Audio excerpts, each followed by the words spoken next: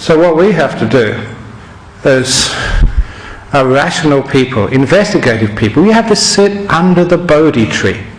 Not literally, but metaphorically. To sit under wisdom. To literally, no, not so much sit, but stand, which is understand. Understand what's going on and why, and to use one's powers of reasoning and experience and questioning to find out what is truly going on.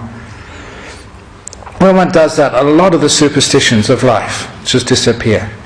Yeah, chanting may be useful to give you some confidence, in the same way that if a football team is playing, so the chanting from the crowds. That's where I first learnt my chanting, at a football club in London, on the terraces, chanting for my football team. It does encourage the football team. It does lift their spirits, and chanting does that. It can lift the spirits. But even much better than chanting, in the time of the Buddha, when the monks would go and visit somebody at their deathbed, they wouldn't do chanting. They'd just teach. They'd give an understanding of what is the process of death, what's happening and why. A lot of the chanting, which we even do now, is actually just old teachings. It's as if, the Buddha was at born in Perth in 2007, and he gave a talk one evening here, and there was a nice talk, and somebody remembered it, and after a while they started chanting it, and then the chant became sort of somehow powerful. It was like a meaning in the original, just like a talk here. But years and years later, they just do the chant. They say the outside without understanding what the real meaning is. Like this afternoon, we did a marriage ceremony, which is why I was a bit late. And at the marriage ceremony, we were just joking, what chanting should we do? And one of the monks said, let's do the death chanting, the funeral chanting. They won't know, even though it's a wedding. We could have done a funeral chanting and no one would have known, because they don't understand what we're chanting. It all sounds the same to them. And actually that was the bride's brother. I won't say who it is, but many of you know who he is.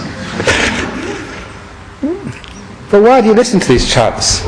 But sometimes superstition, I can use it in my favour. I remember this time one day when I was visiting my mother in London, and it was about the time for the morning meal. And you may know, when monks only eat one meal a day, that morning meal is important. That's got precedence. So when the doorbell rang of our apartment, I went to answer it. Said, Mum, you carry on with the meal. I'll answer the door. I'll deal with this. So when I answered the door, it was a gypsy lady. Now, to give you some background, these gypsy ladies in sort of London, they go around selling little trinkets. Now, that's how they make their money. And so when they were coming, like little pieces of heather or worthless stuff, for a considerable amount of money. And so when they knocked on the door, he said, do you want to buy some gypsy heather for good luck? I said, no thank you. I was very polite. But then she said, if you don't buy my gypsy heather, I'll put a curse on you. That's what they do actually to get the money. And most people are so superstitious, they don't know. Maybe it can happen, maybe it can't happen, so they give them a couple of pounds. And that's where they make this money. I wasn't going to stand for that. This superstitious nonsense. So I stood up in my robes. I had my robes on. I said, don't you know who I am? I'm a Buddhist monk of many, many years. My curses are far stronger than yours.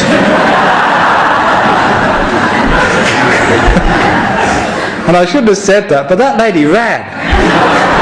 She was so afraid. I'm a bit cheeky sometimes and naughty, but I did enjoy that, I must admit. And it was a complete superstition. Monks, even if we did have curses, we wouldn't curse anybody. That's not in our spirit, that's not loving kindness. But certainly, she believed I could, and she was so superstitious, she ran.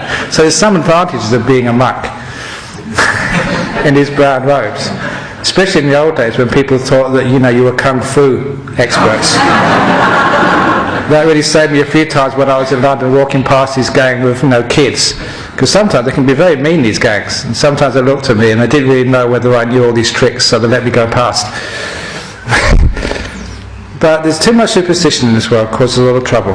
And of course, one of the biggest things of superstition is what's going to happen to you after you die.